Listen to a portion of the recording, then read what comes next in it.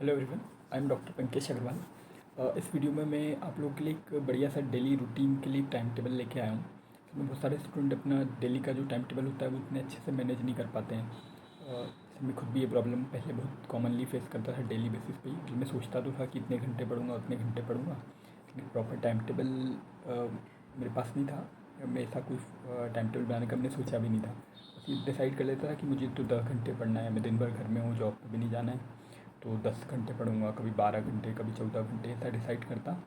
वो पढ़ाई मेरी हो पाती 1 घंटे 2 घंटे इस टाइप से। लेकिन जैसे जैसे मुझे टाइम टेबल का इंपॉर्टेंस समझ आया और साथ में स्लॉट्स में पढ़ने का इंपॉर्टेंस समझ आया, तो उससे मेरी एफिशिएंसी मैनेजमेंट, टाइम मैनेजमेंट इतना ज़्यादा इम्प्रूव हुआ। उन घंटों को मैं धीरे धीरे अपनी प्रिपरेशन जर्नी के दौरान, यानी अभी जो पिछला वाला एग्ज़ाम होने वाला था 23 जून को जब होने वाला था, तब तक वो मेरे लगभग 11 आवर्स तक पहुँच गए थे। कभी 8 आवर्स होती, कभी 10, कभी 11। पर इस तरीके से मैं उसके लिए मतलब बहुत हैप्पी था, मैं सेटिस्फाई था अपनी उससे। तो इस टाइम टेबल से इतना ज़्यादा इम्प्रूवमेंट आ जाता है, मतलब कहाँ पे 1-2 घंटे पढ़ रहे हैं, अपना टाइम ऐसे ही बर्बाद करे जा रहे हैं। और एक टाइम टेबल से इतना आपको स्ट्रक्चर, अपना हर घंटे का एक प्लान मिल जाएगा कि साथ में उसमें ब्रेक्स भी रहेंगे, बाकी के अदर काम भी आपके इंक्लूडेड रहेंगे इसमें। मेनली रेस्ट, एक प्रॉपर रेस्ट बहुत ज़रूरी है, तभी हम अपने दिमाग को एक्टिव रख पाएंगे, अपने दिमाग की एफिशिएंसी का बेटर यूज़ कर पाएंगे। तो टाइम टेबल मैंने अपने हिसाब से बनाया। इसमें आप जहाँ भी आपको लगेगा, जैसे मान लीजिए मैंने शुरुआत की इसकी 6 बजे से सुबह, आपको ऐसा लग रहा है कि आपका उठने का टाइम थोड़ा डिफरेंट है, आप और या तो 1 घंटे पहले उठ रहे हैं, 1 घंटे बाद उठ रहे हैं, 2 घंटे बाद उठ रहे हैं, जैसे भी है, तो इसमें थोड़ा बहुत इससे इंस्पिरेशन लेके अपने हिसाब से आप लेकिन इसमें चेंज कर सकते हैं। लेकिन वो आप डेफिनेटली कीजिए, तो उससे आप क्लियरली आप चेंज देख पाएंगे अपने दिन का, जो टोटल आवर ऑफ यूटिलाइजेशन आप कर पाएंगे उसमें। तो उसमें सबसे पहले मैंने शुरुआत की है 6 से 7। इसको मैंने 1 घंटे स्टडी टाइम दिया है। पहला घंटा स्टडी का क्या इंपॉर्टेंस है मैं आपको बताता हूँ। जैसे मैंने आपको बताया कि पहले डिसाइड करने के बावजूद मैं इतना पढ़ पाता था। होता क्या था, उठने के बाद मान लीजिए मैंने शुरुआत में जो अपने रूटीन काम होते हैं वो सब करने लगा। उसके बाद नहा धो लिए, एक्सरसाइज भी कर ली। नहा धोने के बाद भी फिर पढ़ने बैठे रहे, मोबाइल लेके बैठ गए। और क्योंकि और साथ में ये भी होता था, जैसे मान लीजिए सुबह उठने का डिसाइड किया था 6 बजे या 7 बजे, लेकिन उठ रहे हैं 8:30-9, तो फिर वहीं से नेगेटिविटी मन में थोड़ा घर कर जाती थी। ऐसा लगता था कि यार इतना बढ़िया टाइम का यूटिलाइज़ नहीं हो पा रहा है। मतलब एक मोटिवेशन ख़त्म हो जाता था, एक फेल्योर की तरह लगता था।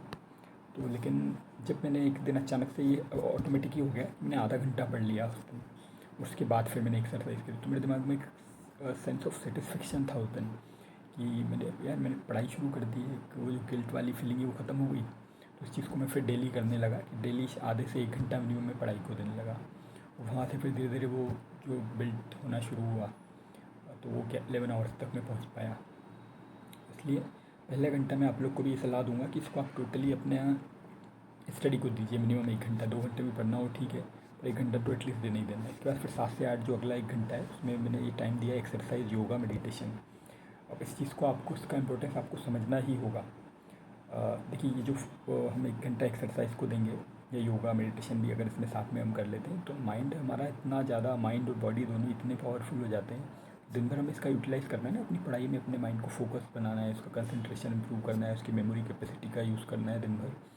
तो ये 1 घंटा उन सब चीज़ों में, मतलब ये समझ लीजिए एक पावरफुल इंजन की तरह ही काम करेगा, वो करने की कैपेबल बनाएगा। हम इसका अगर इम्पोर्टेंस अदर रूप में, तो हमें डेफिनेटली हमारी बॉडी को हेल्दी रखेगा ही रखेगा, क्योंकि सिर्फ पढ़ाई, सिर्फ नीट पीजी एमबीबीएस ये सब तो हमारी ज़िंदगी में नहीं है, बाकी भी लाइफ है हमारी। तो उसको बेटर बनाने के लिए 1 घंटा अपने आप को देना ही चाहिए हर हाल में, देने में कोई बुराई नहीं है। उसके बाद फिर बढ़िया लगभग 45 मिनट्स 50 मिनट्स आपने एक्सरसाइज की, 10 मिनट अप्रॉक्स नहाने वगैरह में चले गए, तो 1 घंटा आपका इनकम में चला गया। फिर एक सेशन आप 8 से 11, ये 3 घंटे का दिए। इसको 2 घंटे भी कर सकता है, पर मैंने जानबूझ के इसको 3 घंटे का इसलिए किया है ताकि हमारी कम से कम 3 घंटे बैठने की लगातार आदत डले, क्योंकि एग्ज़ाम हमारा 3 साढ़े 3 घंटे का ही हो रहा है।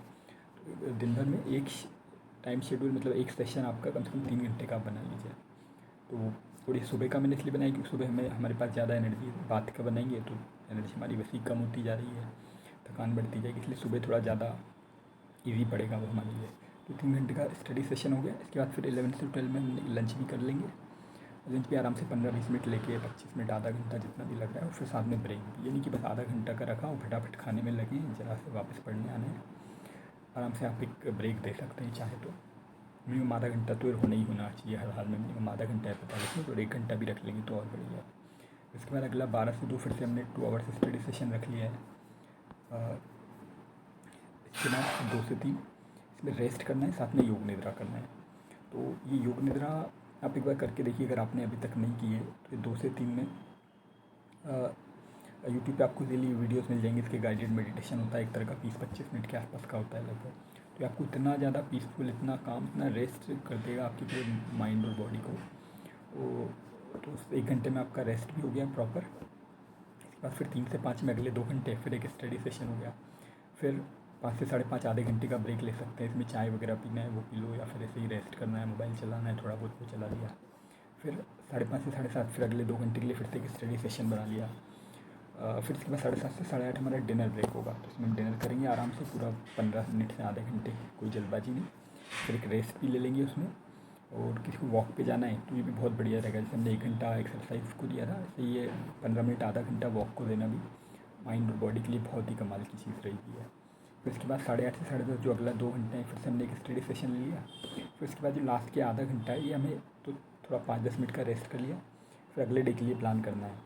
वो मैंने आपको स्ट्रेटेजी के अंदर पार्ट के अंदर बताई है कि किस तरीके से किस दिन आपको कौन सा सब्जेक्ट पढ़ना है, क्या देना है। तो एक प्लान हम पहले से दिमाग में रखें कि अगला दिन अब ये आज मैंने इतना ये सब्जेक्ट निपटा लिया है, या इसका अगर कुछ बच गया है थोड़ा बहुत या ख़ास चीज़ कोई बच गई तो अगले दिन पे टाइम निकाल के आधा 1 घंटे का उसमें फिनिश करना है लास्ट में। बाकी शुरू में तो जो अगले जो सब्जेक्ट का जो टाइम है वो उसी को देना है। तो अगले दिन ये का प्लान कर लिया। साथ में जो आज जो दिन भर रहा, जिस तरीके से पढ़ाई की, जो गलतियाँ की, उनका सेल्फ एनालाइज करना है, सेल्फ एवेल्यूएशन करना है पूरे दिन का। तो इससे हमको अगले दिन उन कमियों को, उन गलतियों को रिपीट करने से हम बच पाएंगे। जैसे मान लीजिए आपको लग रहा है कि मैंने जो ब्रेक्स लिए थे, लंच के बाद जो ब्रेक लिया तो उसमें मैंने मोबाइल चलाया था, वो मैंने सोचा तो था 15 मिनट चलाने का, आधा घंटा चलाने का, लेकिन वो लंबा खिंच गया, 1 घंटे खिंच गया, 2 घंटे खिंच गया, 3 घंटे खिंच गया। तो या फिर इस तरह की डिफरेंट गलतियाँ आपको समझ आएंगी, किस तरीके से क्या करने पे मेरा टाइम वेस्ट हो रहा था, या फिर ज़रा बेटर यूज़ नहीं हो पाया। तो उन गलतियों को हम धीरे धीरे सेल्फ एनालिसिस करेंगे, हमारी नज़र में आएंगी तो हम उसको सुधार पाएंगे। बस ये आधे घंटे के बाद फिर बढ़िया 7 घंटे की, मिनिमम 7 घंटे जो है स्लीप का ज़रूरी है। इसको आप कम मत करने की कोशिश कीजिए, 5 घंटे सो लें, 6 घंटे सो लें और फिर पढ़ाई में दे देंगे। पढ़ाई में तो हम ऑलरेडी 12 घंटे दे चुके हैं ना, 12 घंटे ना फिर पढ़ाई के लिए बहुत बढ़िया पढ़ाई हो गई इसमें आपकी। तो इसलिए 7 घंटे स्लीप को देना है, बाकी आधा घंटा या योग निद्रा हो जाएगी। ये मिलके जो 7.5 घंटे की आपका स्लीप का कोटा एकदम पूरा कर देंगे, आपको मेंटली फिजिकली हर तरीके से हेल्दी रखेंगे। मुझे पूरी उम्मीद है आप लोग को इस टाइम टेबल से डेफिनेटली हेल्प मिली होगी। इसमें आप अपने हिसाब से जहाँ भी लगे उस तरह का चेंज कर सकते हैं। Thank you everyone.